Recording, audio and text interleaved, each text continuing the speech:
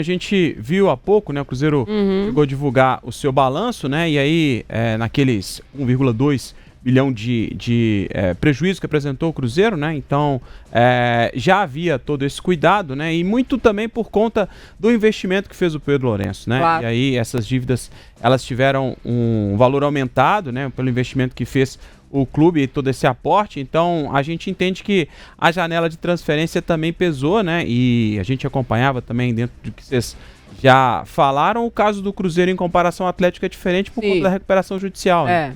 Tem esse prazo um pouco mais estendido para poder pagar essa dívida, então é uma situação diferente. Em dia, né? Exatamente, É diferente. Tá em dia. Vamos colocar aqui então o relatório recomendando na matéria do portal tempo.com.br, recomendando aí para que o Cruzeiro tenha um pouco mais de cuidado e coloca aí como finanças frágeis, né?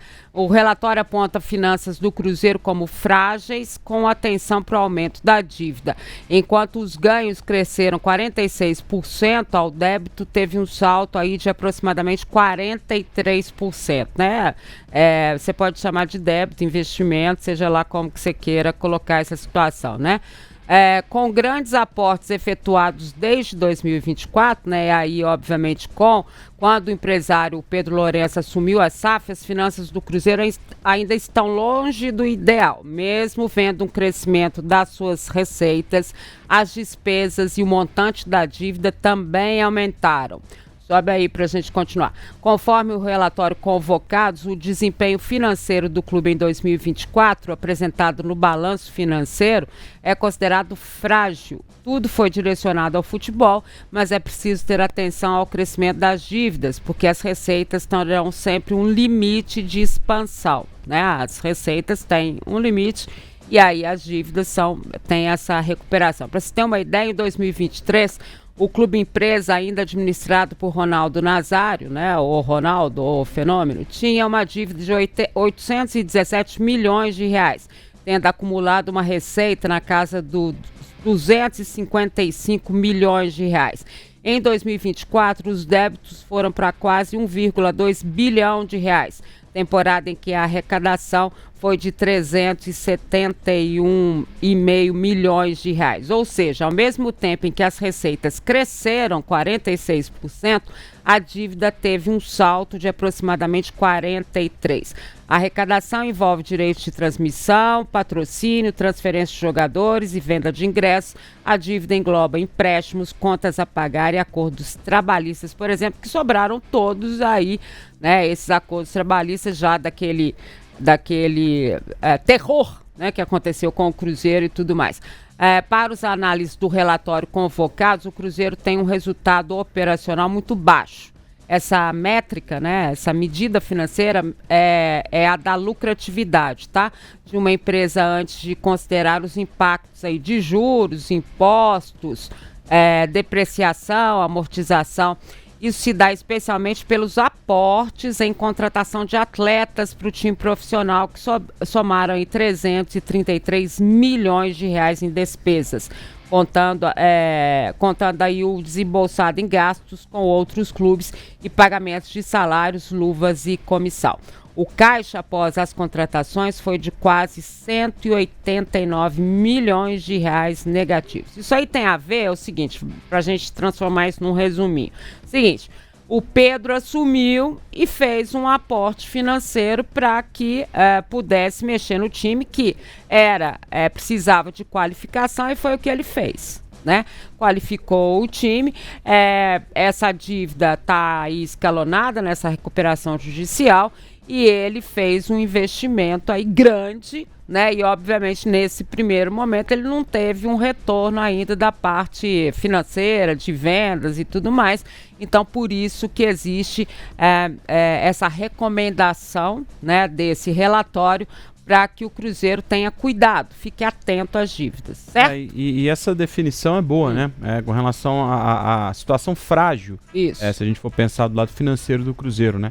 Então, realmente, ao contrário do que a gente imaginava, né? E aí, é claro que trabalha também com a novidade de toda a SAF, né? Então, a gente imaginava que talvez nesse momento, quem não entendia muito do assunto, talvez estaria tudo resolvido e tal. Então, é um processo, é um caminho que a gente tem que entender ainda como vai acontecer.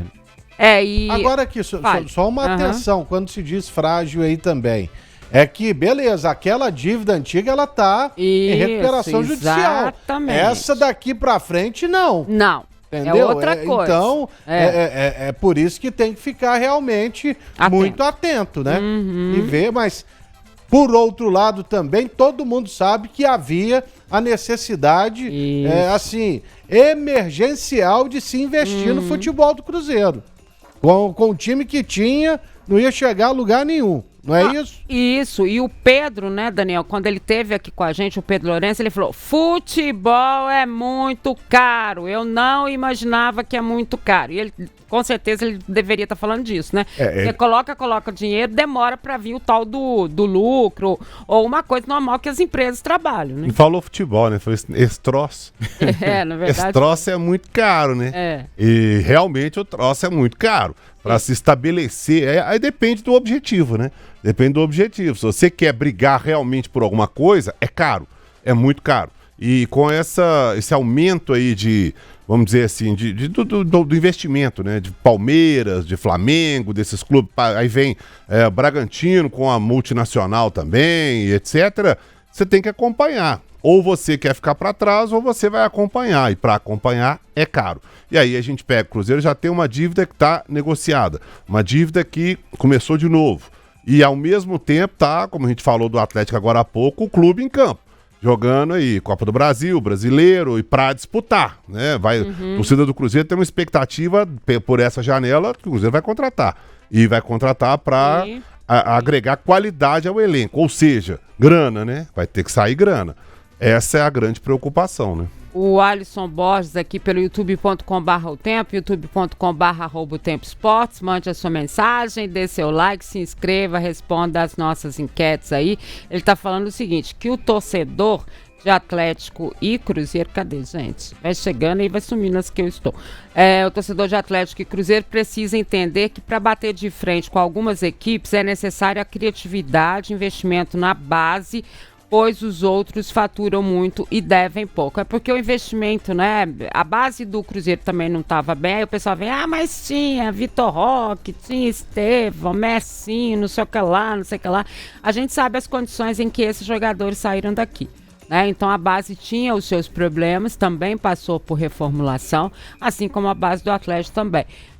E claro que o trabalho da base tem que ser muito bem feito. E o Jardim tem colocado jogadores da base que ele acha ali, né, Rafa, que podem fazer com que o Cruzeiro tenha, né, de forma mais rápida, um conceito aí de poder vender jogadores formados em casa, né? Sim. O Pedrinho disse aqui pra gente, né, desse trabalho que ele tinha pedido exclusivamente para o Jardim. O Jardim, a cada coletiva também, ele reforça isso, né? De um pedido do Pedrinho para que os miúdos, como diz o Jardim, né, os garotos, eles fossem lançados para que o Cruzeiro pudesse ter o retorno disso. E quase toda entrevista o Jardim reforça isso, né? Que é um pedido do Pedrinho. Então, é claro que essa criatividade que o espectador cita aí, o Pedrinho sabe que vai precisar ir para o mercado, vai precisar entender como funciona tudo isso, para ter de volta o Cruzeiro, que já promoveu grandes jogadores, né, e tem uma base que pelo menos é muito promissora, né, se a gente for levar em consideração os títulos que tem o Cruzeiro, sobretudo nesses últimos anos, 23, 24, os títulos que tem na base do Cruzeiro, sub-20 principalmente. Então tem jovens promessas aí que, se bem trabalhados, o Cruzeiro pode sim tirar bons frutos dessa base. E a segunda matéria que eu vou pedir para colocar aqui, que é do portal Tempo, tempo.com.br, é que o Cruzeiro é o segundo clube da Série A que mais demoraria a pagar as suas dívidas, né? Tá aqui o Pedro Júnior, né, que é hoje o homem responsável aí por administrar mesmo a SAF Cruzeiro, né? E apesar de ver um bom momento e ter aumentado os seus aportes financeiros na gestão de Pedro Lourenço, a SAF do Cruzeiro viu suas dívidas crescerem em 2024, conforme o estudo. O Clube Mineiro é o segundo do Brasileirão da Série A que mais demoraria a quitar os seus débitos. Tendo como base a receita desse ano, a Raposa precisaria de aproximadamente 15 anos para pagar suas dívidas, gastando por temporada 20% do que arrecada, né? A equipe só perde para o Atlético, que precisaria aí de 19, 22 anos, segundo o relatório. Em 2024, o Cruzeiro teve 371,5 milhões de reais de receitas brutas totais, oriundas de fatores aí que a gente já falou, né? E o balanço financeiro apresentado pelo Cruzeiro em 2024, a dívida total está na casa de 1,2 bilhão de reais, um aumento de 44% em comparação a 2023, quando era o Ronaldo Nazário. E aí, dentro de tudo isso que a gente está dizendo, de que houve a necessidade do Cruzeiro fazer o investimento, né? As situações são, um está em primeiro, um está em segundo no que tem que pagar, mas no que diz respeito, né, ao montante todo, existe uma diferença significativa, né? Não só das cifras, mas também da forma como os dois estão lidando com a administração desse dinheiro. Basicamente a diferença é essa, né? Um está em recuperação judicial, o outro não. Então a dívida do Atlético, como a gente falou agora há pouco, está aí nessa situação, né? Com taxa Selic incidindo, com um monte de coisa, e é o Chaves pagando churros para ele mesmo. No caso do Cruzeiro, não. No caso do Cruzeiro, a dívida não é que é melhor ou pior, maior ou menor, não estou comparando a coisa, daqui a pouco alguém manda aí. Mas vocês criticaram, não estamos criticando, todo mundo tem dívida. Todo mundo tem dívida e todo mundo é preocupante, mas é diferente. O Cruzeiro conseguiu entrar, o Cruzeiro entrou já na recuperação judicial e a dívida, essa dívida para trás, né, está escalonada e o Cruzeiro está pagando. Ponto. Vai conseguir pagar? Não sei, porque também é preocupante. Um mês aí não consegue pagar, dana tudo de novo, né? O Sandoval Costa dizendo aqui, é só olhar o Palmeiras e o Flamengo, que são os maiores arrecadadores do Brasil, eles fecharam com prejuízo. Então, na opinião deles, sempre as equipes vão dever. Só que a gente sabe que é por isso que o futebol brasileiro caminha da forma que está caminhando, né? E a ideia, ou a chegada das SAFs, é exatamente para que isso fosse minimizado, pelo menos minimizado, para que o futebol brasileiro não seja ou não caia na situação, por exemplo, do que aconteceu com o futebol argentino, né?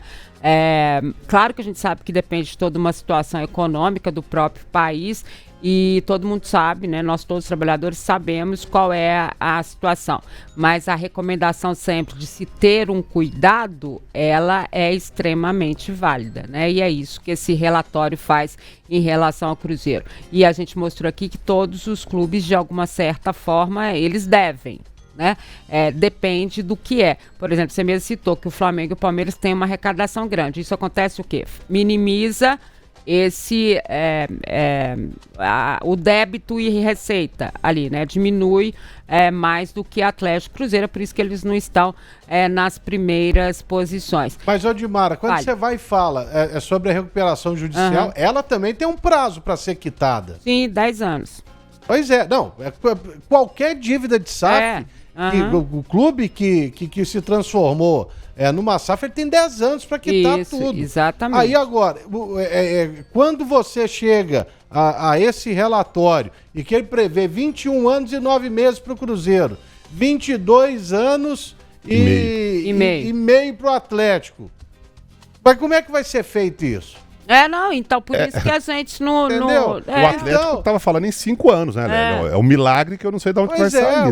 Mas é pra todo mundo, vai ter que ser um milagre. Aí, cara, ou o camarada vai dizer, isso é meu mesmo e pronto, acabou, tá aqui, 2 bilhões, no caso do Cruzeiro é 1 bilhão e 200? Isso.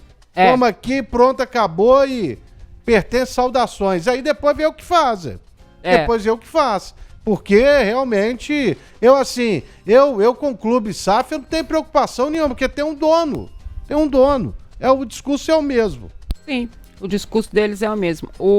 Eu acho que é Magitiel Oliveira está dizendo aqui, que no programa aqui, quando o Pedro veio, ele mesmo disse que o Cruzeiro não teria condições de contratar e que as contratações saíram de aportes feitos por ele mesmo. Então tá aí explicado, ele mesmo que colocou, ele tinha falado isso, né? Que o aporte foi dele mesmo em relação ao que o Cruzeiro SAF não teria como contratar. Mas ele, como dono, ele fez o aporte e contratou. Ele é o dono, o dinheiro sai do bolso dele mesmo. Então, ou seja, o lucro é dele, o prejuízo também, né? Agora tem uma atenuante aí, assim, no caso de Cruzeiro, de Atlético e tal, que os caras, nós estamos falando aqui de mega empresários. Nós estamos falando do Rubens Menin, que tem um império para um lado, do Pedrinho, que tem um império para o outro. Ou seja, ninguém é trouxa, né? Não tem bobo nessa história. Ninguém caiu de paraquedas aí. Ninguém, né? O Pedrinho fala, pô, esse troço é caro. Claro que o Pedrinho já sabia disso antes. O Pedrinho tá no Cruzeiro tem 1000 anos, ajudando, dando dinheiro lá, participando da administração, dando palpite. Agora ele é o dono. Mas antes ele já estava lá. Ele sabe como é que funciona. E o Menin, mesma coisa. Ninguém é trouxa. Os caras não compraram o negócio achando que vão quebrar, vão perder dinheiro. O Pedrinho vai perder dinheiro, o Menin vai perder dinheiro. Então, ou seja, alguma coisa vai ser equacionada disso aí. Vamos esperar o Rafael Menin no sábado falar em relação ao Atlético e alguém do Cruzeiro daí a pouco falar também. Que, se é que vai ter nessa coletiva aí. Esses números aí, o Pedrinho, por exemplo, entre luvas, salários, comissões, 333 milhões de investimento. Né? As despesas do Cruzeiro. Que são as despesas do Cruzeiro.